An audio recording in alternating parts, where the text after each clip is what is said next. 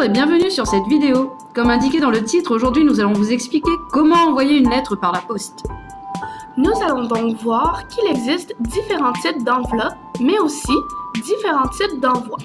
Nous allons aussi vous indiquer les différents éléments importants à ne pas oublier pour poster une lettre et enfin, quoi faire en cas de retour de votre lettre.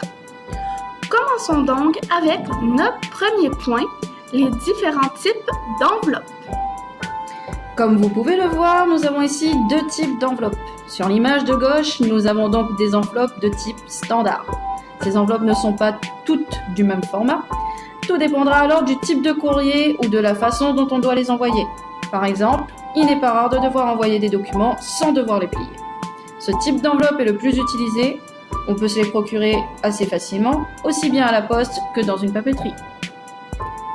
Les enveloppes à bulles, comme on peut le voir sur l'image de droite, sont plus fréquemment utilisées pour l'envoi d'objets fragiles comme un CD ou des lunettes.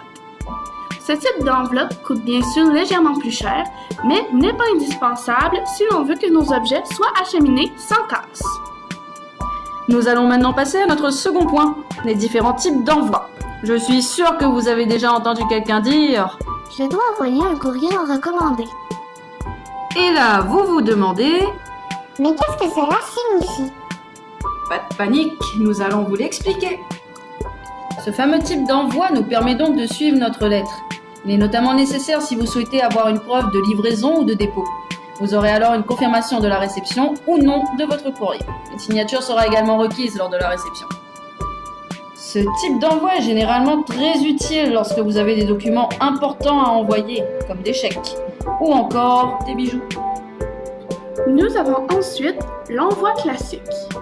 Lorsque vous avez une lettre à envoyer, la première chose auquel vous pensez, c'est la grosse boîte aux lettres rouges si vous êtes québécois ou bien jaune si vous êtes français. C'est assez facile. Il suffit tout simplement de mettre votre lettre dans la boîte à côté de la poste. Pour ceux qui vivent au Canada, attention à poster votre lettre dans la bonne boîte aux lettres. Et pour nos amis français, faites attention à mettre le courrier dans la bonne fente. Maintenant, qui n'a jamais oublié de poster une lettre ou était en retard pour la poster? Nous avons donc les services Express Post pour le Canada et Chronopost pour la France qui nous permettent d'envoyer une lettre dans les plus brefs délais. Passons maintenant à la partie sur les éléments importants pour l'envoi d'une lettre. Ces petites choses paraissent anodines et évidentes, mais quand même indispensables. Nous allons donc commencer par imposer les adresses sur l'enveloppe. Nous retrouvons toujours l'adresse de l'expéditeur en haut à gauche de l'enveloppe en cas de retour. L'adresse du destinataire, elle, sera au centre de l'enveloppe. Lorsque vous écrivez une adresse, il est important de savoir l'ordre dans lequel l'écrire. Au Canada, on écrit sur la première ligne le nom et le prénom. Sur la deuxième ligne, on retrouve le numéro ainsi que la rue. Sur la troisième ligne, la ville, la province ou le territoire et le code postal.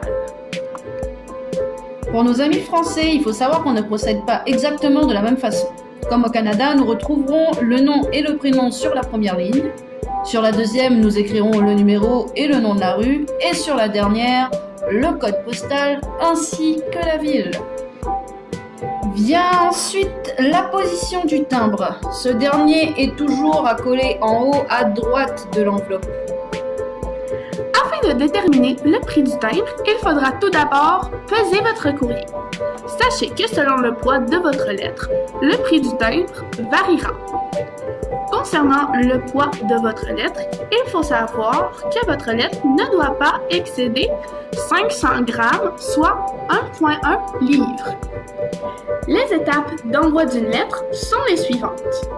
Premièrement, mettre la lettre dans l'enveloppe convenant à vos besoins. Deuxièmement, sceller l'enveloppe et adresser l'article. Troisièmement, peser la lettre soit à la maison ou au bureau de poste.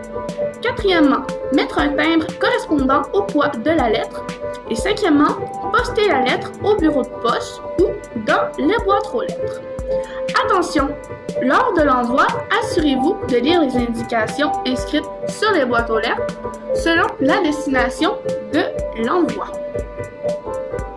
Lorsque vous allez poster votre courrier directement au bureau de poste, pensez d'abord à vérifier les horaires d'ouverture de celui-ci. Une autre chose aussi à prendre en compte sera le jour où vous postez votre lettre. Les courriers sont traités pendant les jours ouvrables, donc de la semaine. Un conseil serait de poster votre lettre le plus tôt possible dans la semaine. Nous arrivons alors à notre dernier point. Que faire si votre lettre vous revient? Cela signifie que le destinataire n'a peut-être pas voulu réceptionner ce que vous avez envoyé. Vérifiez que l'adresse ait été écrite correctement. Peut-être aussi que ce que vous avez envoyé n'est pas autorisé ou que vous avez mis le mauvais montant de timbre. Pour plus de renseignements sur le sujet, nous vous suggérons de consulter les sites internet de Poste Canada ou celui de la Banque postale selon votre lieu de résidence.